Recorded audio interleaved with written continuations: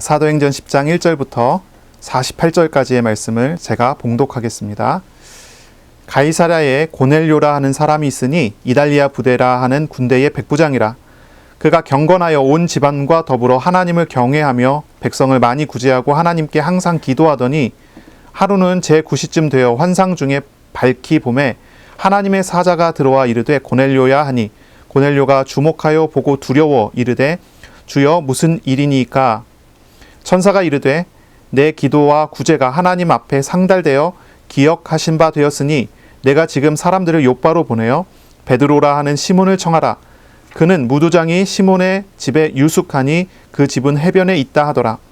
마침 말하던 천사가 떠나매 고넬료가 집안 하인 둘과 부하 가운데 경건한 사람 하나를 불러 이 일을 다 이르고 욥바로 보내니라. 이튿날 그들이 길을 가다가 그 성에 가까이 갔을 그때에 베드로가 기도하려고 지붕에 올라가니 그 시각은 제6시더라. 그가 시장하여 먹고자 하매 사람들이 준비할 때에 황홀한 중에 하늘이 열리며 한 그릇이 내려오는 것을 보니 큰 보자기 같고 내 귀를 메어 땅에 들이웠더라. 그 안에는 땅에 있는 각종 네 발 가진 짐승과 기는 것과 공중에 나는 것들이 있더라. 또 소리가 있으되 베드로야 일어나 잡아먹으라 하거늘 베드로가 이르되 주여 그럴 수 없나이다. 속되고 깨끗하지 아니한 것을 내가 결코 먹지 아니하였나이다 한데 또 두 번째 소리가 있으되 하나님께서 깨끗하게 하신 것을 내가 속되다 하지 말라 하더라. 이런 일이 3번 있은 후 그 그릇이 곧 하늘로 올려져 가니라. 베드로가 본 바 환상이 무슨 뜻인지 속으로 의아해 하더니 마침 고넬료가 보낸 사람들이 시몬의 집을 찾아 문 앞에 서서 불러 묻되 베드로라 하는 시몬이 여기 유숙하느냐 하거늘 베드로가 그 환상에 대하여 생각할 때에 성령께서 그에게 말씀하시되 두 사람이 너를 찾으니 일어나 내려가 의심하지 말고 함께 가라. 내가 그들을 보내었느니라 하시니 베드로가 내려가 그 사람들을 보고 이르되 내가 곧 너희가 찾는 사람인데 너희가 무슨 일로 왔느냐. 그들이 대답하되 백부장 고넬료는 의인이요 하나님을 경외하는 사람이라. 유대 온 족속이 칭찬하더니 그가 거룩한 천사의 지시를 받아 당신을 그 집으로 청하여 말을 들으려 하느니라 한데 베드로가 불러들여 유숙하게 하니라. 이튿날 일어나 그들과 함께 갈새 욥바에서 온 어떤 형제들도 함께 가니라. 이튿날 가이사랴에 들어가니 고넬료가 그의 친척과 가까운 친구들을 모아 기다리더니 마침 베드로가 들어올 때에 고넬료가 맞아 발 앞에 엎드려 절하니 베드로가 일으켜 이르되 일어서라 나도 사람이라 하고 더불어 말하며 들어가 여러 사람이 모인 것을 보고 이르되 유대인으로서 이방인과 교제하며 가까이 하는 것이 위법인 줄은 너희도 알거니와 하나님께서 내게 지시하사 아무도 속되다 하거나 깨끗하지 않다 하지 말라 하시기로 부름을 사양하지 아니하고 왔노라. 묻노니 무슨 일로 나를 불렀느냐.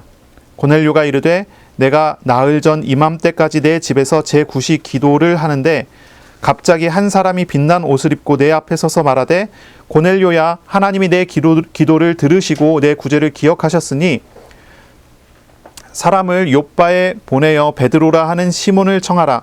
그가 바닷가 무두장이 시몬의 집에 유숙하느니라 하시기로 내가 곧 당신에게 사람을 보내었는데 오셨으니 잘하였나이다. 이제 우리는 주께서 당신에게 명하신 모든 것을 듣고자 하여 다 하나님 앞에 있나이다. 베드로가 입을 열어 말하되 내가 참으로 하나님은 사람의 외모를 보지 아니하시고 각 나라 중 하나님을 경외하며 의를 행하는 사람은 다 받으시는 줄 깨달았도다.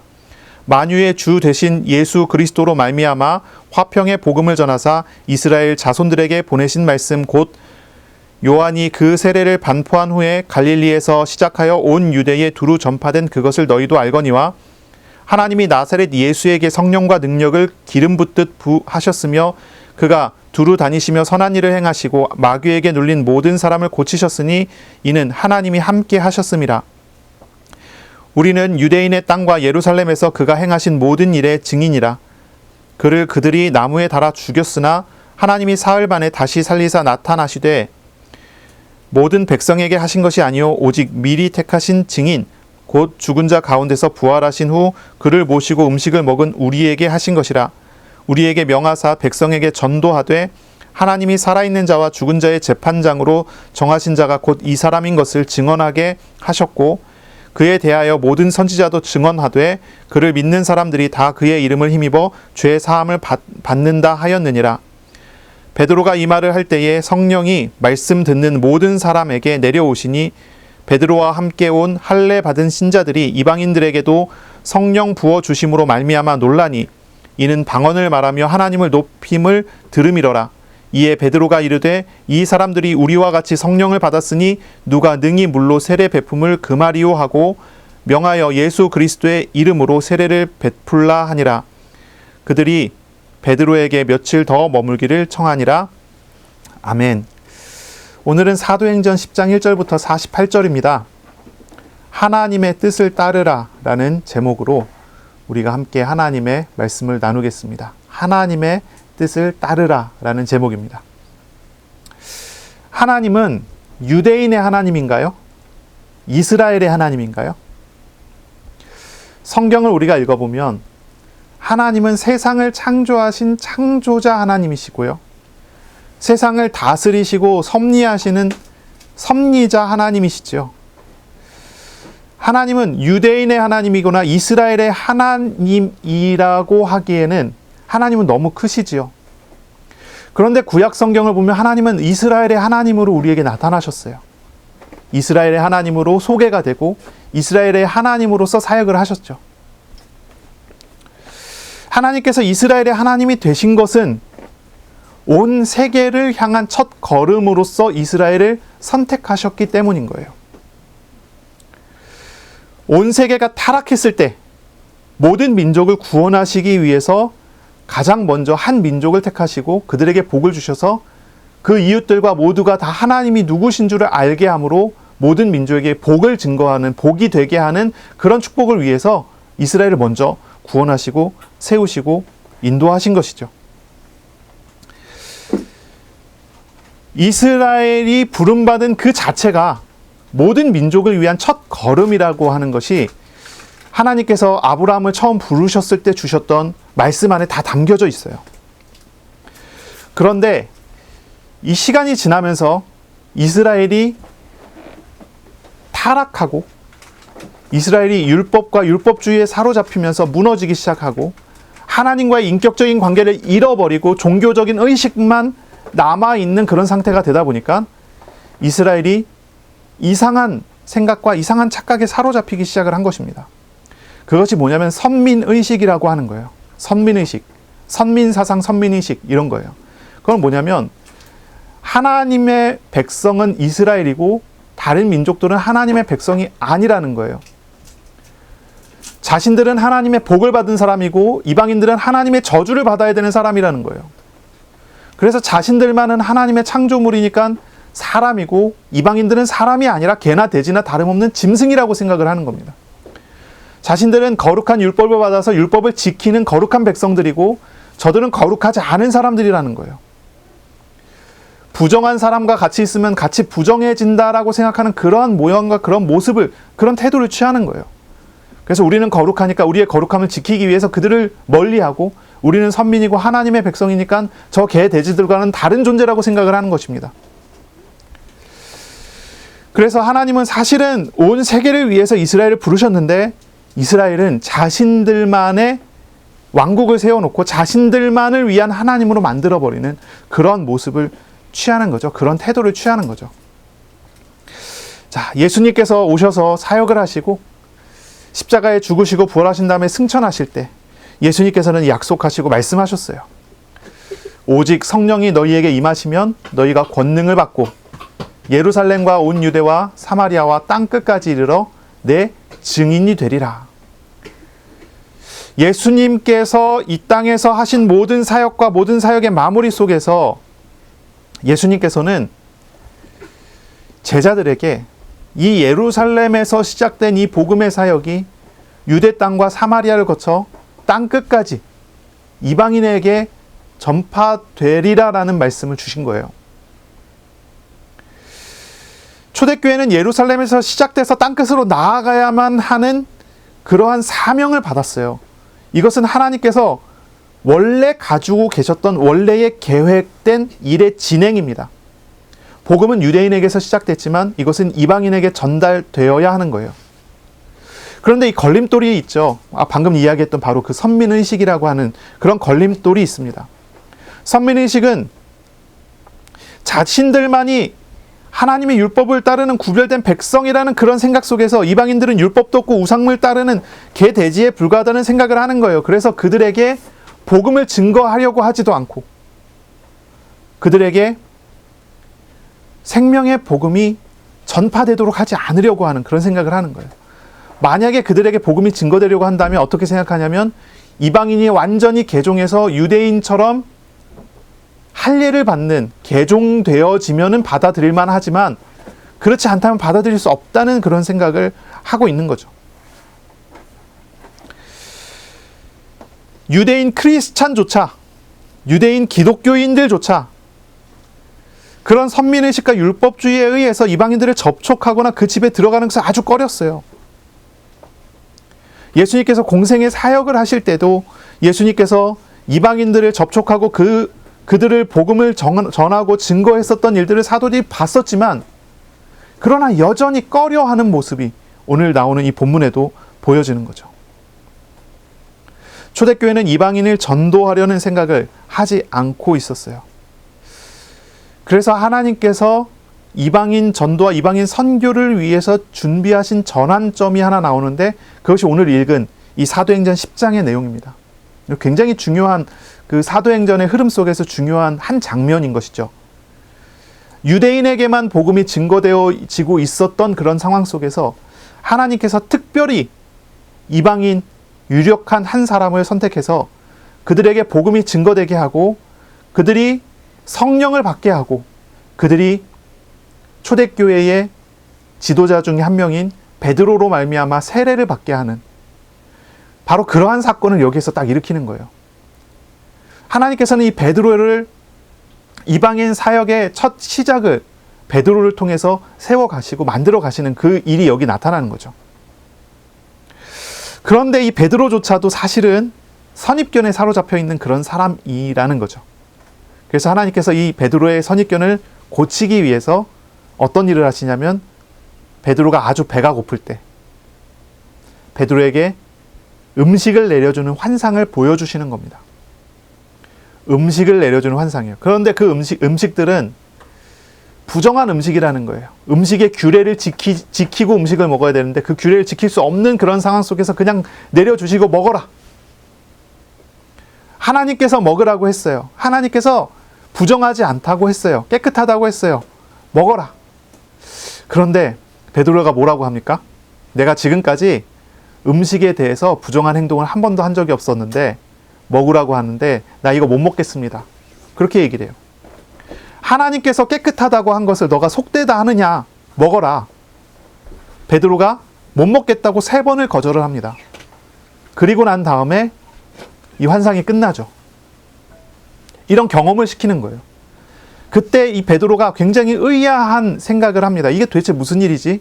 하나님께서 왜 나한테 이런 이야기를 하시고 이런 이야기를 하시지? 이런 생각을 하고 있을 때 어떤 사람들이 문을 두드리기 시작을 해요.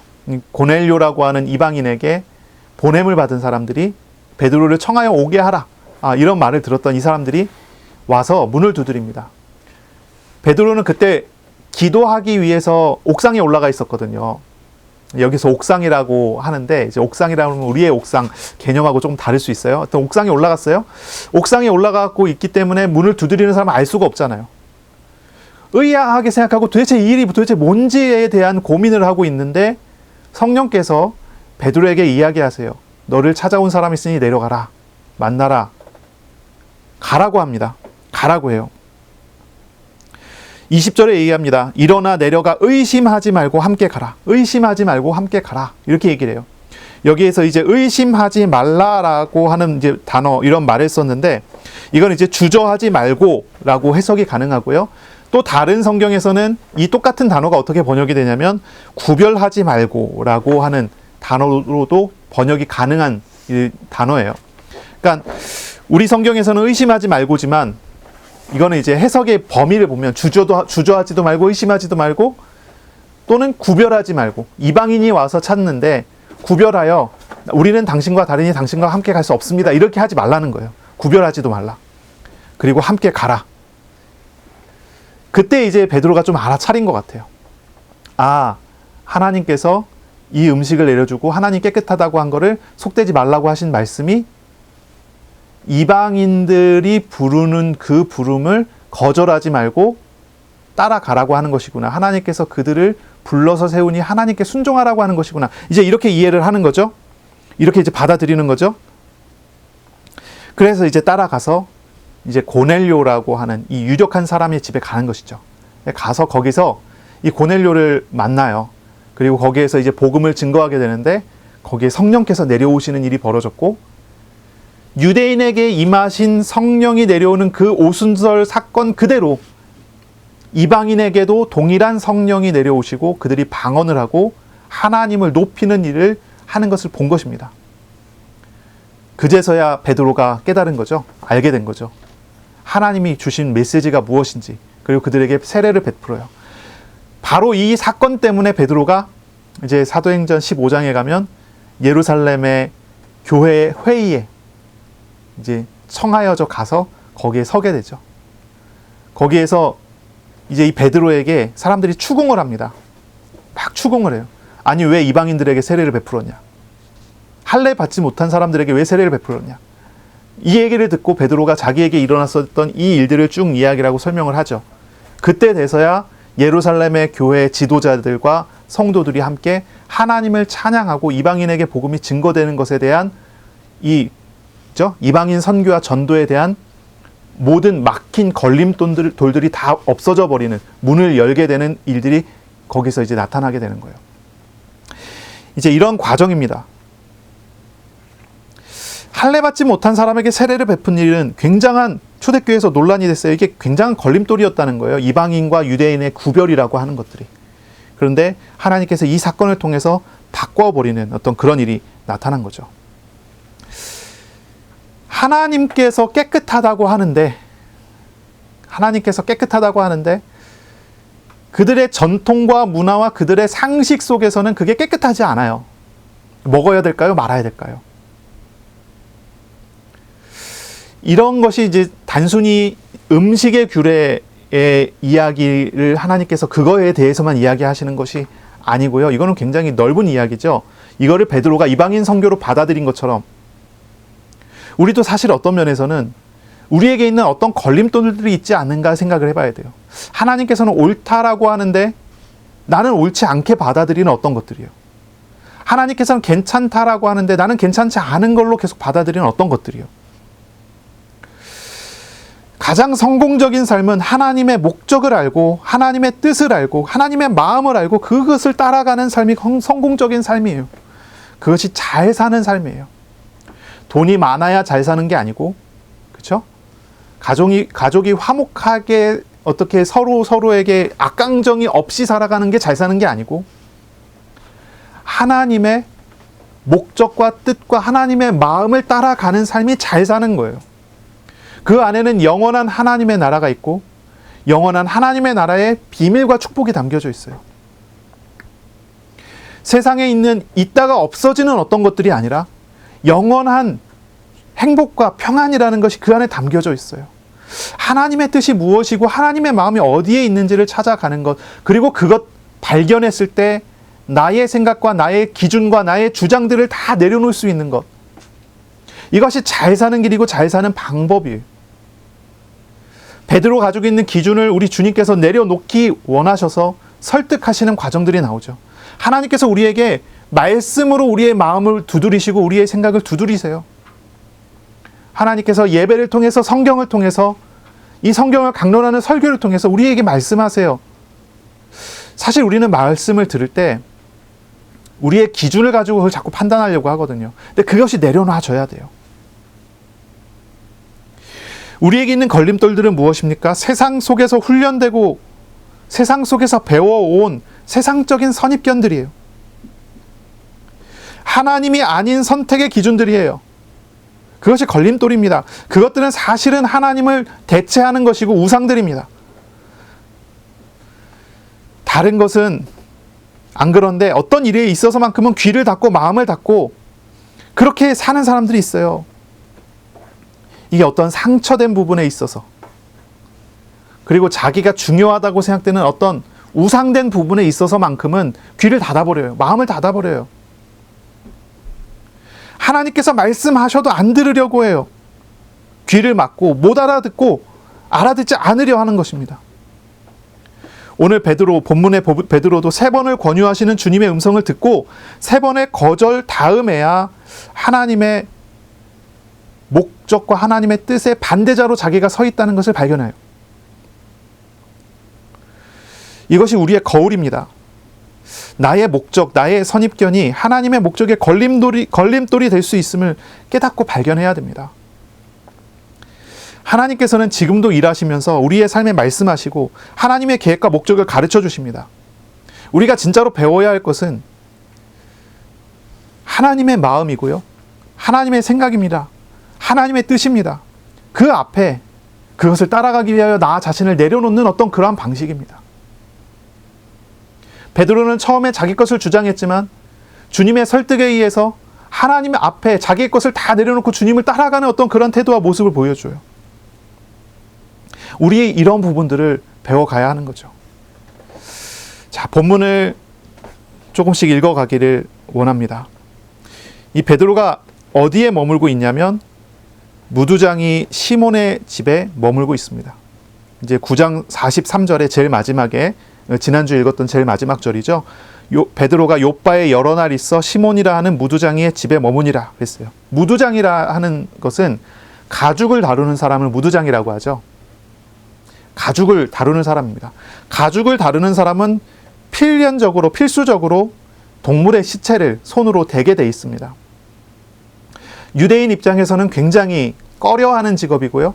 아주 부정한 그런 직업으로 보고요. 그래서 죄인처럼 취급을 하는 그런 직업을 가지고 있는 것이 무두장이라고 하는 그런 직업이에요.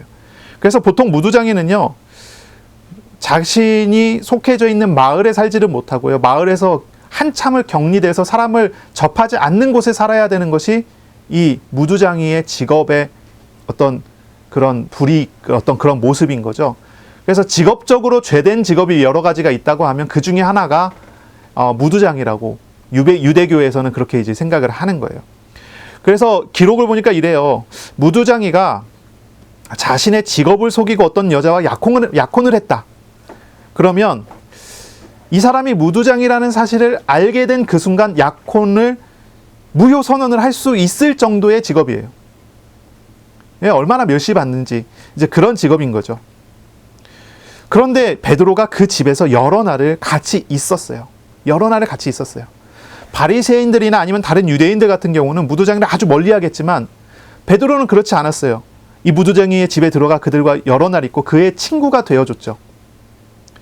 베드로는 이 죄인들과 세리들과 같은 어떤 그런 사람들과 어울리는 것에 대해서 별로 거부 반응이 없었어요. 그 부분에 대한 거부 반응은 별로 없었어요.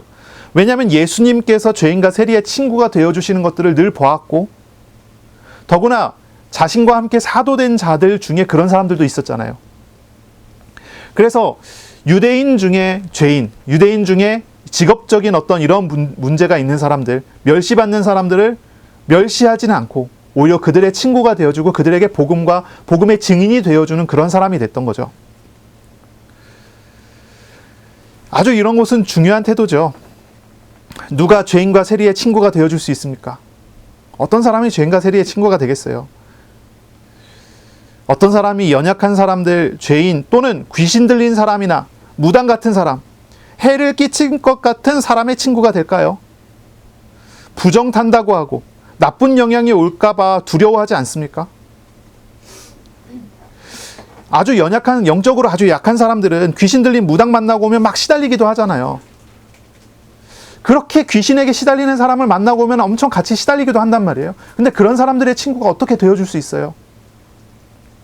그런데 예수님께서는 그런 이들의 친구가 되어주셨고 베드로도 그런 이들의 친구가 되어주셨어요. 금묵자 흙 이런 말 있죠? 뭐죠?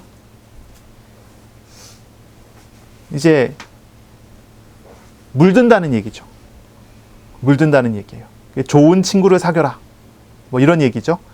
그래서 나쁜 친구 사귀면 거기에 물들까봐. 금묵자후 근주자적 이런 말 있죠. 좋은 친구를 사귀면 이 아이가 좋아지고 나쁜 친구를 사귀면 나빠진다, 이런 생각이 있어요. 맹모 삼천지교 이런 말 들어보셨죠? 맹자의 어머니가 3번 이사를 갔대요. 맹자가 그 주변 환경을 보고 배우더라는 거예요. 그 주변에 영향을 받더라는 얘기예요.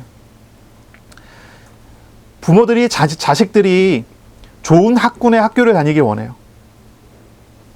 그리고 뭔가 이렇게 상류층들과 어울리는 그런 대를 아이들을 보내기를 원하죠. 왜 그럴까요?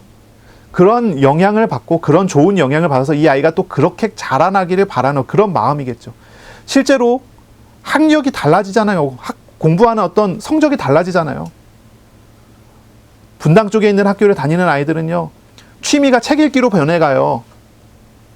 처음엔 취미가 책 읽기가 아니었던 아이들이. 근데 성남에 이쪽에 다니는 아이들은요, 취미가 게임으로 변해간다니까요. 원래 그게 아니었는데. 그래서 어떤 친구를 만나서 어떤 영향을 받느냐, 이런 것에 대한 생각들을 한단 말이에요.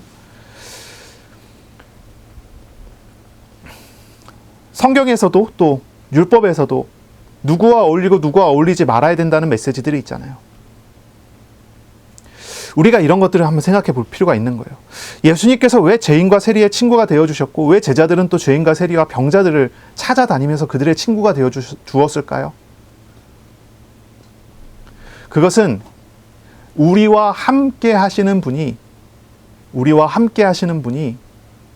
하나님이시기 때문이고, 우리와 함께 하시는 분이 구원자이시고 사람을 변화시키시는 참 그리스도이시기 때문이에요. 예수님과 함께 사는 사람이 귀신 들려서 고통당하는 사람을 만난다면, 갔다가 돌아온 다음에 그 사람이 귀신한테 시달릴까요? 아니면 귀신 들려 고통당하는 사람이 영향을 받아서 변화될까요? 물론 아직 믿음이 연약한 사람들, 아직 믿음이 어린아이 같은 그런 사람들에 대해서 이야기하는 것은 아니에요. 어느 정도 우리가 성숙해 가는 과정 속에서 이걸 우리가 생각해 볼 수 있는 거죠. 우리가 어느 곳에 있든지 하나님과 함께하는 사람이라면 그 현장이 우리 때문에 변화되는 응답이 와요. 우리 때문에 변화되는 어떤 일들이 나타나죠. 하지만 우리가 진짜 그러니까 믿음과 어떤 삶이 준비되어지지 않은 상황이라고 한다면, 잠깐이겠지만은 탕자처럼 이렇게 타락하는 일도 있을 수 있죠. 그래서 우리가 조금 우리 자신을, 또 우리 자녀들을 생각하면서 하나님의 시간표에 맞춰서 또 그런 것들을 받아들이고 또 가르칠 수 있기도 해야 될 것 같아요. 자, 우리가 이런 부분들 생각해 봐야 돼요. 우리와 함께 하시는 분이 누구십니까? 우리와 함께 하시는 분이 어떤 분이십니까? 우리에게 일하시고 사역하시는 분이 우리 예수님이십니다. 예수님은 우리를 만나주시고, 우리의 친구가 되어주시고, 우리를 짊어지시고, 우리를 구원하시고, 우리를 변화시키신 분이십니다. 우리 주님께서 원하신다면 우리가 있는 현장에 연약한 사람들, 약한 사람들을 바꾸실 수 있는 그런 분이십니다.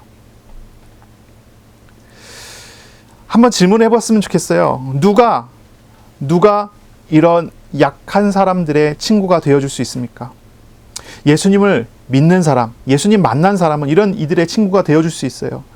주님의 주권을 아는 사람, 하나님께서 함께 하시는 실상을 본 사람은 그들의 친구가 되어줄 수 있어요. 주님은 시간표를 준비하시고, 마음을 여시고, 하나님을 알게 하시는데 우리의 발걸음을 축복하시고 인도하세요. 우리를 통해 우리의 이웃을 변화시키는 일을 하세요.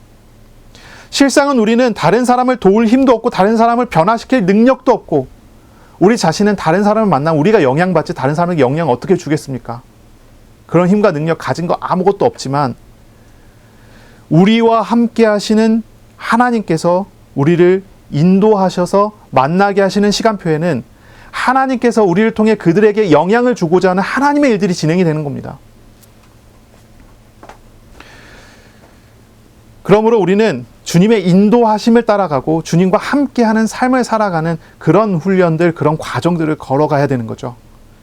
그래서 베드로가 이 무두장이의 집에서 여러 날을 머물고 이제 그렇게 인도를 받아요.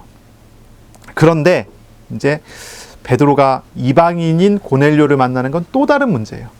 또 다른 문제. 유대인 중에 죄인들을 만나서 그들에게 복음을 전하고 그들과 함께하는 것은 베드로가 용납할 수 있고 받아들일 수 있는 거였어요. 예수님의 본을 받기 때문이기도 했고 자신도 그러한 존재였기 때문에 그랬죠. 베드로 자신도 죄인이었기 때문에 무두장이의 집에 머무르는 것에 별로 그렇게 큰 어떤 이질감을 느끼지 않고 편안하게 있었던 것입니다. 하지만 고넬료는 좀 다른 문제예요. 고넬료는 베드로와는 다른 이방인이었기 때문이에요. 베드로는 예수님께서 이방인을 구원하시는 것을 목격했으면서도 아직도 베드로는, 그러니까 베드로로 대표되는 초대교회는 율법을 핑계로 대서 이방인에 대해 선입견과 닫힌 마음을 여전히 계속 가지고 있었던 거죠. 그래서 그때 하나님께서는 이 베드로에게 환상을 보여주시는 거예요. 기도하는 중에 환상을 나타내신 것이죠. 오늘날에 우리에게 이런 환상이 오지는 않아요. 오늘날에 우리에게는 이런 환상이 나타나지는 않습니다. 하나님께서 성경을 통해 말씀하시는 거예요. 성경을 통해 우리에게 이야기하시고 설교를 통해 이야기하세요. 이건 당연한 과정이고 당연한 일이죠. 자, 하나님께서 우리에게 사역하시고 우리에게 응답하실 때 하나님께서 사용하시는 방법은 어떤 것일까요? 자연스러운 방법을 사용하실까요? 아니면 부자연스러운 방법을 사용하실까요? 당연히 자연스러운 방법을 사용하세요. 그렇죠? 어떤 학생이 시험 공부를 했어요. 하나님께서 지혜를 주셔갖고 하나님과 동행하는 사람으로서 시험 공부를 했어요. 시험을 봤어요. 그러면 자기가 공부한 데서, 자기가 공부한 많은 것에서 지혜를 얻어 시험이 잘 쳐질 거예요. 이게 정상적인 과정이죠. 그런데 어떤 학생은 공부를 하나도 안 했어요. 그런데 날마다 기도하는 거예요. 시험이 다가올수록 일주일 전부터 책을 펴서 읽지 않고 기도를 하는 거예요. 하나님, 다음 주에 시험인데 나에게 지혜를 주세요. 기도만 하는 거예요. 하루 이틀 3일 계속 기도만 해요. 시험날 당일날 시험 문제를 피고 하나님께 기도하고 찢기를 시작합니다. 공부를 안 했으니까. 시험 성적이 나와요. 근데 잘 나왔을까요? 못 나왔을까요? 하나님께서 필요하셔서 그 학생에게 기적을 보이셔서 잘 나오게 하실 수 있죠. 근데 그것을 어느 누구도 자연스럽고 정상적인 과정으로 받아들이진 않습니다. 비정상적인 거죠. 어떤 환상 같은 것을 통해서 우리에게 하나님께서 기적적인 어떤 환상적인 것을 우리에게 보여주셔서 우리로 하나님의 뜻을 알게 하실 수 있어요. 그런데 그것은 아주 특별하고 아주 뭐라 그럴까요? 비상 상황일 경우 그럴 가능성이 있어요. 그런데 그게 정상적인 하나님의 인도는 분명히 아니고, 만약에 이러한 환상을 보는 것 같은 일들이 계속 반복해서 나타나고 있다면 그 사람은 분명히 뭔가 이상한 거예요. 정상적이지 않아요. 정상적인 상황이라고 하는 것은 당연히 하나님의 말씀, 공식적으로 선포되어지는 공예배를 통해서 하나님이 주시는 하나님의 말씀을 듣는 자리, 하나님께서 우리에게 하나님의 뜻과 계획을 가르쳐 주시는 자리에서 들려지고 받아들여지고 알아들어져야 돼요. 뭐가 정상이고 비정상인지에 대한 이야기를 하는 거예요. 매 주마다 하나님께서는 성경을 강론하시는 예배를 드리게 하세요. 교회에서 말씀을 듣게 하세요. 이 말씀 안에 모든 것이 다 있어요. 하나님께서 우리에게 숨기시지 않아요. 우리에게 가르쳐 주세요. 우리에게 이야기하세요. 그런데 이것 외에 밖에서 다른 어떤 것을 듣겠다 하는 것은 이게 비정상적인 상황이라는 거예요. 비상 상황일 경우 그럴 수 있는 거예요. 그러니까 이제 베드로가 이런 환상을 봤으니까 우리도 이 말씀을 묵상하면서 하나님 나에게 환상을 보여주세요 라고 기도한다면 그건 뭔가 착각이 있는 거예요. 그게 아니라는 거예요. 이 당시는 성경이 기록되기 전이에요. 신약 성경이 기록되기 전이고 하나님께서 사도를 세워서 사도를 통해서 성경을 써나가게 하는 그런 과정이에요. 그러니까 이 당시에는 하나님께서 이렇게 하시는 것이 정상적인 거고 당연한 거지만, 그렇죠? 지금은 그렇지 않아요. 하나님은 성경을 통해 말씀하시고 성경을 통해 우리에게 일하시는 것이 정상적인 과정이에요. 자, 어쨌든 이제 베드로는 이런 환상과 또 그 사이에 일어나는 여러 가지 일들의 겹친 일들, 누가 찾아온 순간 하나님의 성령께서 말씀하시고 가서 만나게 되는. 그러니까 이 베드로는요, 이런 확인들을 하는 거예요. 하나님께서 환상 보여주셔서 이게 뭐지? 왜 나에게 이 메시지를 주셨지? 하는데 하나님께서 누구 만나라. 아, 이것과 이것과 연관이 있나 보다. 가서 만났더니 그 사람도 이틀 전에, 하루 전이 이틀 전입니까? 거기가 50km 되니까 이틀 정도 거리라고 생각하면 이틀 전에 고넬료라는 사람에게 하나님께서 베드로를 찾아오라고 말씀을 이틀 전에 이미 하신 거예요. 하나님께서 이렇게 말씀하셨고 나한테도 이렇게 말씀하셨고 이렇게 만나지고 하나님께서 직전에 나에게 메시지를 환상으로 가르쳐 주셨다. 베드로가 당연히 자신의 선입견과 주장을 다 내려놓고 주님의 말씀에 순종하여 따라가게 되는 어떤 이런 과정들이 나타나는 거죠. 우리도 이런 과정이 필요한 것입니다. 우리에게 주시는 성경 말씀 그리고 강단의 메시지를 통해서 우리에게 직접적으로 오해가 없는 방식으로 우리에게 가르쳐 주실 거예요. 하나님의 말씀을 분명히 우리에게 선포하십니다. 반복해서 이야기하시고 또 이야기하세요. 내가 듣지 않으려고 하고 귀를 닫으면 알아들을 때까지 말씀을 하세요. 뭔가 비유적으로 나타내서 내가 그 유추해갖고 막 그 길을 막 억지로 해석해내야 되는 방식으로 주시지 않아요. 예언은 통역이 필요하다. 그렇죠? 은사하는 분들이 그렇게 얘기하죠. 그런데 우리 하나님은 우리에게 뭔가 비유를 통해서 우리에게 뭔가 감추어진 것을 드러내는 방식으로 말씀하시지 않단 말이에요. 내가 정말로 알아들을 수 있는 방식으로 얘기해요. 직접적인 방식으로 얘기해요. 하나님께서 베드로에게 아주 직접적으로 말씀하셨어요.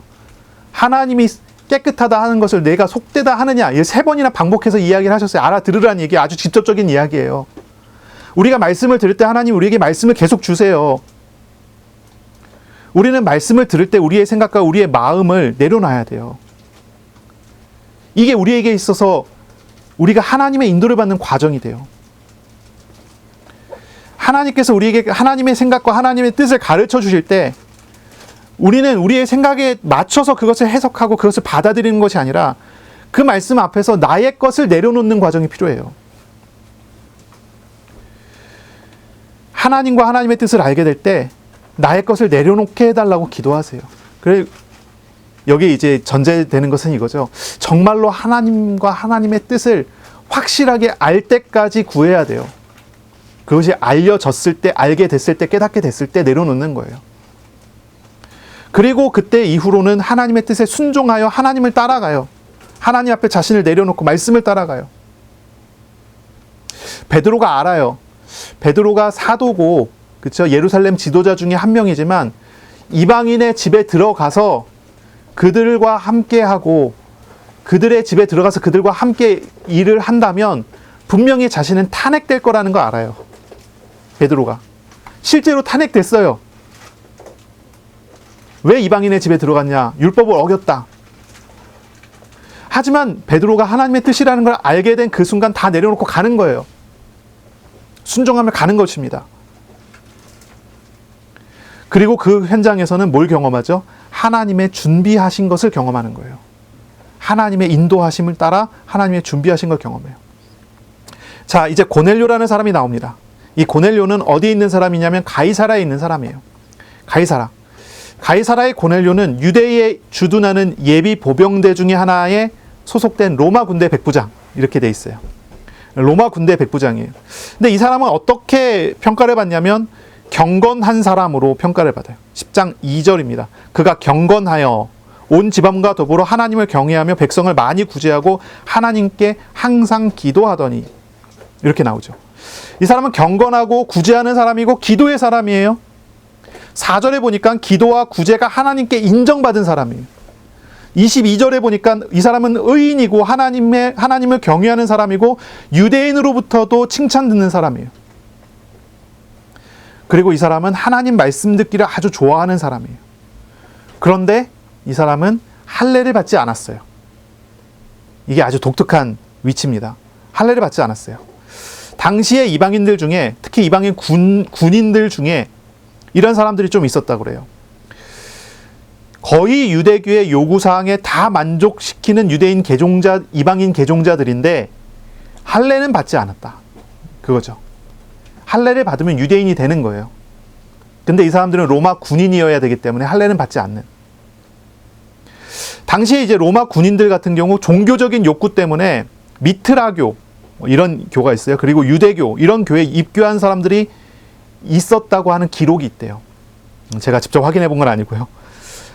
확실한 건 뭐냐면 이 고넬료는 이방인이지만 다른 우상과 신들을 따르지 않고 오직 높으신 하나님만을 섬기려고 하는 그런 사람이었다는 거예요. 그래서 자신의 재산을 털어 구제하는 데 힘쓰고 자신의 시간을 들여 하나님께 기도하는 데 힘쓰는 그 사람.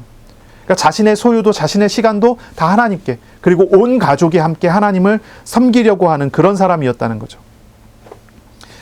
그런데 이 백부장 지위에 있는 이 사람이 베드로를 청했고 베드로가 딱 왔을 때 어떻게 행동합니까? 25절에 보니까 베드로가 들어올 때에 고넬료가 맞아 발 앞에 엎드려 절합니다. 발 앞에 엎드려 절해요. 이 고넬료는 베드로를 하나님 대접하듯 대접하려고 했어요. 이 하나의 태도에서만 봐도 그는, 이 고넬료는요, 하나님을 향한 어떤 경건한 마음을 가지고 있는 그런 사람이라는 거죠.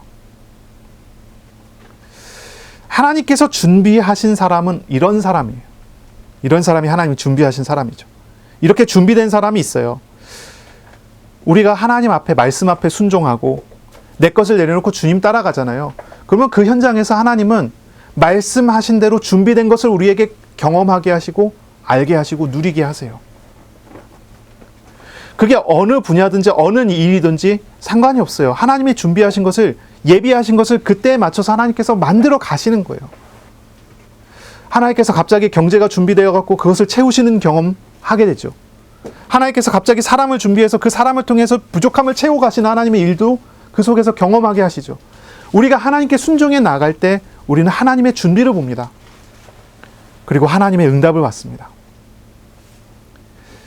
그래서 이런 어떤 구도, 이런 어떤 내용들을 우리가 이제 생각해 봐야 되는 거예요. 나는 과연 하나님의 말씀을 따라가고 있는가?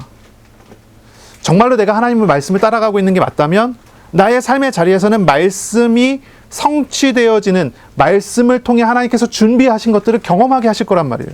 근데 현장에서 말씀의 성취와 말씀의 응답이 나에게 보이지 않는다면 어딘가 하나님의 말씀을 내가 오해하고 있던지 하나님의 뜻과 상관없이 내가 길을 가고 있지 않는가를 생각해 봐야 되는 거예요.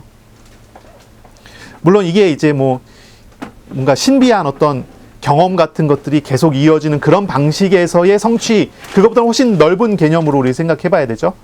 하나님께서 우리에게 응답하시는 것은 수년간에 이루어 가실 일들도 있어요. 하나님께서 우리에게 역사하실 일들은 수달, 몇 달 동안에 이루어갈 일들도 있고요. 즉시 이루실 일들도 있어요. 하나님의 준비하신 것을 오랜 시간 동안에 성취하시는 일들 속에서 경험하도록 하실 수 있는 것이니까 우리가 너무 조급하게 이것을 판단할 필요는 없지만, 하지만 이런 것은 우리가 그림으로 생각해보고 보고 있어야 된다는 그런 내용이죠.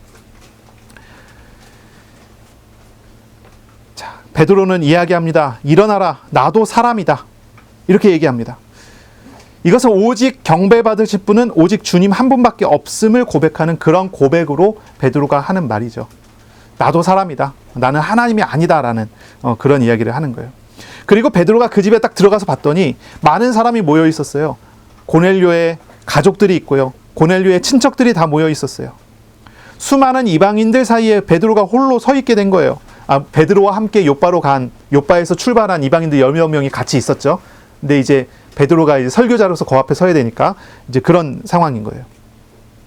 그곳에서 베드로는 물어봅니다. 나를 왜 요청했느냐라고 물어봤더니 그 내용은 성령님께서 준비하신 부르심이었다는 것을 대화를 통해서 확인하게 하고, 그곳에서 하나님이 준비하신 것에 대한 응답이 이제 진행이 되는 거죠. 그래서 거기는 어떤 거예요? 하나님이 준비한 사람들이 있었고 준비된 시간표였고 복음을 받을 마음이 다 준비되어 있어요. 하나님께서 하나님의 뿌리신 복음의 씨가 발아해서 자라나고 열매를 거둘 때가 되어서 하나님께서 베드로를 보내신 그런 상황이에요. 그래서 베드로가 거기서 그들에게 설교하기 시작했을 때 그들에게 설교가 끝나기도 전에 준비하신 성령께서 내려오는 그런 일이 나타났죠. 이 하나님의 준비하심을 보는 거예요. 우리가 전도 현장에 있을 때 우리가 찾아야 하는 것은 사람을 설득하는 것이 아니라 준비된 사람을 찾는 거예요. 전도란 하나님이 준비하신 자리에 준비된 사람을 찾는 것을 전도라고 해요. 안 믿으려고 하는 사람을 가서 설득해갖고 믿게 만드는 게 아니에요. 고넬료가 예수 믿게 된 것이 그런 거였어요. 이후에도 이제 쭉 나오겠지만 바울이 이제 선교 여행을 가잖아요. 그 바울의 선교 여행은 불신 현장에 들어가서 불신자들 중에서 하나님이 준비하신 을 찾아내는 과정이 나요. 거기서 반복해서 찾아갑니다. 누가 있을까 하여 찾기 시작합니다. 기도처가 있을까 하여 찾다가 빌립보에서 루디아 같은 사람을 만나고 이런 일들이 나타나요. 하나님께서 준비한 사람. 전도에 있어서 그렇습니다. 하나님의 준비하신 응답이 있어요. 그것을 찾아가는 것이 우리의 신앙이에요. 그래서 기도하면서 뭔가를 만들어내는 것이 아니에요.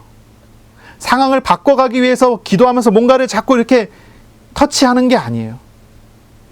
기도하면서 하나님이 준비하신 과정을 걸어가는 거예요. 그러면 하나님께서 바꿀 어떤 과정이 준비되어 있어요. 그래서 말씀 따라서 갔더니 한두 마디를 통해서 바뀌어버리는 일들이 벌어지기도 하고요. 하나님이 하시는 일을 봐야 돼요. 자, 베드로의 설교를 볼게요. 베드로는 먼저 이렇게 얘기합니다. 하나님은 외모를 보시지 아니하신다 라고 얘기해요. 34절이죠. 34절 35절. 하나님은 사람의 외모를 보지 아니하시고 각 나라 중 하나님을 경외하며 일을 행하는 사람은 다 받으시는 줄 깨달았도다. 여기에 이제 깨달았다는 말을 썼어요. 깨달았다. 이건 뭐예요? 그 전까지 그렇게 생각을 안 했다는 거예요. 그렇게 생각하지 않았어요. 그렇게 받아들이지 않았어요. 오직 유대인에게만이라고 하는 선입견 속에 있었던 거죠. 그런데 여기서 이제 바뀐 거예요. 깨달았도다. 이렇게 얘기를 해요. 외모와 인종과 국적과 사회적인 지위와 인간적인 어떤 것도 하나님 보시지 않아요. 하나님은 어떤 것을 이유로도 편파적으로 사람을 판단하지 않으세요. 하나님은 하나님을 경외하고 두려워하고 존경하며 하나님 앞에서 의를 행하는 사람은 다 받으세요. 그런데 그렇게 하나님께서 사람을 준비하시고 받으세요.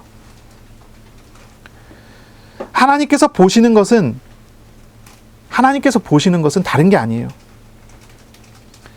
경건, 경외심, 하나님 앞에서 의를 행함을 보신다고 했어요. 어떤 사람은 죄를 너무 많이 졌습니다. 어떤 사람은 예수 믿는 사람을 박해하던 사람입니다. 그러나 하나님께서는 그것도 기준이 아니에요. 기준은 하나님의 사랑이고 하나님의 선택 속에 있고요. 그 사랑과 그 선택의 은혜를 받은 사람은 자신의 죄를 미워하고 돌이켜 하나님 앞에 자기 자신을 세우는 사람이 돼요. 경건한 사람이 되죠. 그럼 그런 사람은 하나님께서 받으세요. 다시 말해서 하나님께서 받지 않으실 사람은 아무도 없어요. 하나님께서 받지 않으시려고 하는 사람이 없어요. 모두 받고자 하세요. 물론 그 전제는 하나님께서 그 사람을 사랑하셔서 변화시키실 때죠. 하나님 앞에 바르게라고 하는 의미로 이것을 우리가 좀 생각해 봐야 될 것 같아요. 하나님께서 우리를 어떻게 받으시기 원하실까요? 나를 어떻게 받으시기 원하실까요?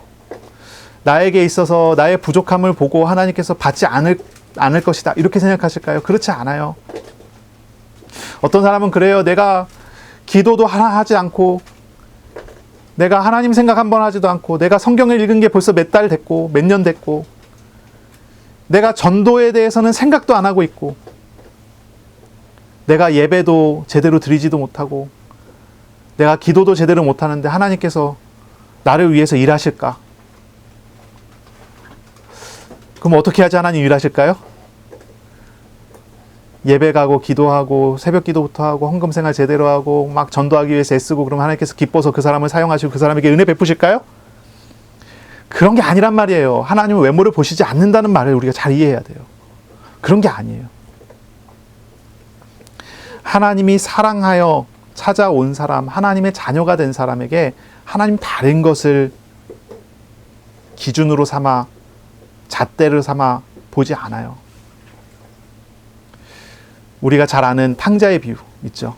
이제 아버지의 사랑의 비유예요. 이 탕자의 비유라고 하는 말이 사실 그 주제를 드러내지 못하는 단어라서 주제를 드러내기 위해서 비유의 제목을 바꿔야 된다 이런 얘기가 많아요. 그러니까 아버지의 사랑으로 바꿔야 된다. 왜냐하면 그 탕자의 비유라고 하는 그 비유 안에 흘러가고 있는 메시지는요, 탕자가 회개했다가 아니에요. 아버지가 그를 이렇게 끝까지 사랑하신다는 거예요. 그게 그 비유의 주제거든요.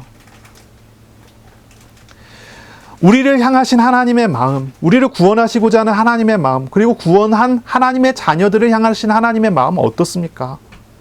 사랑을 주제로 사랑하여서, 그래서 받으세요. 사랑한 사람은 결국은 어떤 방식으로든 하나님께서 변화시켜 가시면서 받으세요.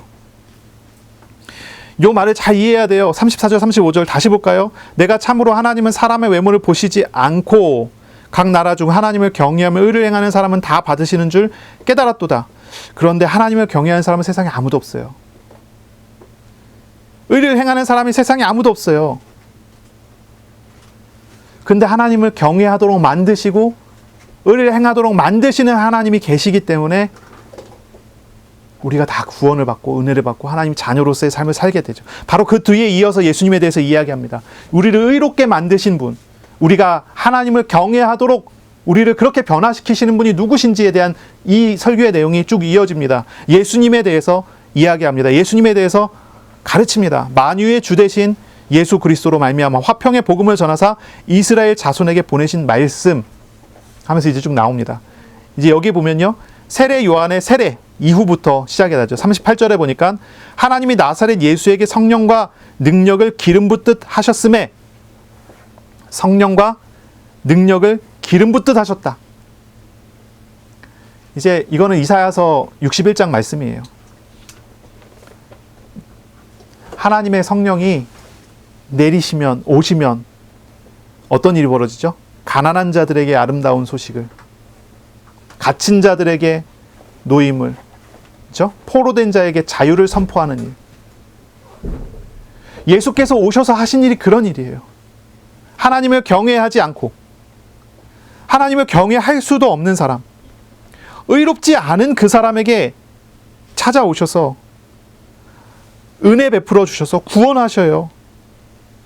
선한 일을 하셔요. 마귀에게 눌린 모든 사람을 고치세요. 바로 그 사역을 예수님께서 하셨다는 이야기를 여기서 선포한 거예요. 사실 이 선포는요, 굉장히 요약된 선포라고 생각하면 될 것 같아요. 요점을 그냥 기록한 거예요. 더 길었겠죠. 설교가 더 길었을 거예요. 그들이 알아들을 수 있도록 하는 어떤 그런 방식으로 설교를 했을 테니까요. 하지만 이것이 이렇게 요약됐어요. 예수님에 대한 설교를 하는 것입니다. 예수님께서 우리를 어떻게 구원하시고 어떻게 우리를 의롭게 하시는지에 대한 이야기예요.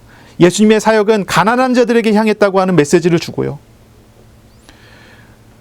바로 그 예수를 나무에 달아 죽였으나 하나님이 사흘 만에 살리사 나타나시되 모든 백성에게 하신 것이 아니고 제자들에게 바로 그 다시 살아나심을 보이셨다라는 거죠.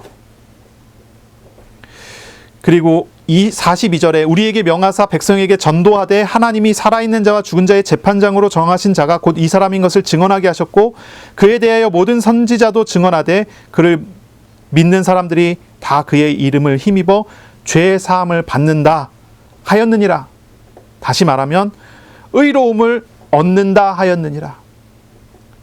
예수를 만나서 예수님께서 찾아오셔서 예수님의 복음으로 말미암아 의롭다 함을 얻어요.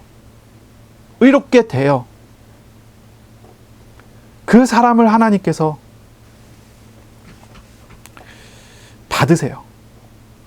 그 사람을 하나님이 받으시는 것입니다. 바로 이 설교가 다 끝나기도 전에 모든 믿는 자들이 성령을 받는 일이 벌어졌어요. 이방인들이, 할례받지 않은 이방인들이 성령을 받았어요. 그러니까 여기에 함께 참석해 있었던 베드로를 따라온 유대인들이 이방인에게, 할례받지 않은 이방인에게 성령 오심을 보고 놀랐어요. 하지만 자신들이 목격한 것을 부인할 수 없었어요. 베드로는 성령의 내려오심과 방언하는 그런 어떤 모습, 오순절에 성령께서 그들에게 임한 것을 보고 그들에게 세례를 베풀었어요. 세례를 준 것은 주께서 성령으로 그들을 인치셨기 때문에 당연히 교회도 그를 받아들인 거죠. 우리의 삶에 내려오는 하나님의 확실한 보증은 성령의 임재, 성령의 사역이에요. 베드로가 반대할 수 없어요. 유대인들도 반대할 수 없어요. 왜냐하면 하나님께서 인치셨기 때문에. 하나님께서 내 거야라고 도장 찍었는데 그걸 어떻게 반대하겠어요. 베드로가 거기서 확실하게 본 거예요. 우리 하나님께서 베드로에게 주셨던 말씀 있잖아요. 하나님이 깨끗하다 하신 것을 어찌하여 너가 속되다 하느냐. 하나님께서 정하셨으면 그걸 따라가는 게 옳죠. 베드로가 그렇게 따라가는 거예요. 하나님께서 성령을 내려주셔서 도장 찍었으니까 베드로는 그걸 따라서 당연히 세례 베풀고 교회 일원으로 받아들이는 거예요. 그래서 최초로 할례 받지 않은 이방인이 교회의 구성원이 되는 일이 여기서 시작이 되는 거예요. 우리의 삶에 내려오는 확실한 보증은 성령의 임재와 말씀하신 대로 역사하심이라는 거예요. 가끔씩 어떤 사람은 감정적인 것으로 아니면 어떤 신비적인 체험으로 하나님의 말씀을 해석하는 경우가 있는데 그거는 좀 위험해요. 가끔 그런 사람이 있어요. 성령께서 나를 인도하셨어요. 하나님께서 나를 인도하심을 믿어요. 이런 얘기하는 사람들이 있어요. 근데 어떻게 보면 영지주의라고 하는 이단에 가까울 수 있어요. 어떤 영의 어떤 흐름을 보고 영의 영향을 받는다는 식으로 해석을 하는 방식이에요. 그래서 귀신이 왔다 갔다 하면은 어떤 감정이 어떤 기분이 오고 성령께서 오시면 어떤 기분이 오고 이런 식으로 해석하는 방식. 이거 좀 위험하죠. 맞지 않아요. 성령께서 보증하시는 방식은 말씀을 성취하시는 방식이에요. 말씀을 선포하고 말씀을 성취하시는 방식이에요. 그러니까 성경에서 벗어나면 안 돼요. 성경 따라가야 돼요. 어떤 분들은 그래요. 내가 이 일에 대해서 마음이 평안해지는 걸 보니까 하나님께서 하시는 게 맞나 보다. 이렇게 생각하는 경우도 있어요. 이것도 위험한 발언이에요.